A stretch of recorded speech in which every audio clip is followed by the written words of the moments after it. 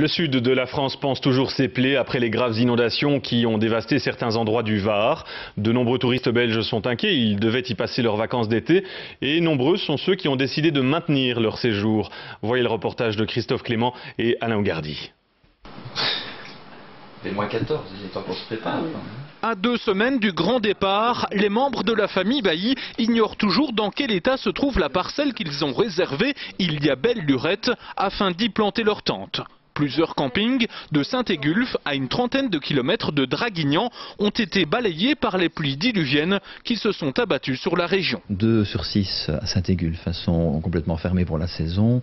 Le nôtre a été partiellement inondé, il faut voir ce que partiellement veut dire, et on nous assure qu'il sera rouvert normalement, entre guillemets, en tout cas aux tentes et aux caravanes à partir de samedi prochain, et nous on part une dizaine de jours après, donc normalement ça doit bien se passer.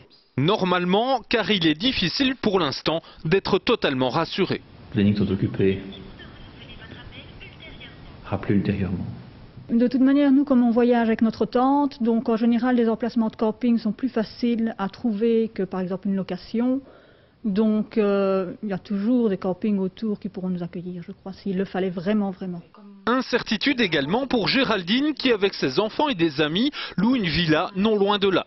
En découvrant les images des intempéries à la télévision, elle a craint de devoir annuler ses vacances.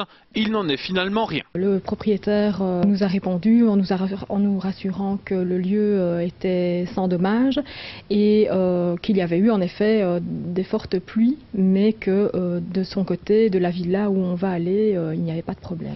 Bref, quelques jours avant de boucler leurs valises, nos vacanciers gardent le moral. Oui, dans 14 jours on s'en va, c'est sûr.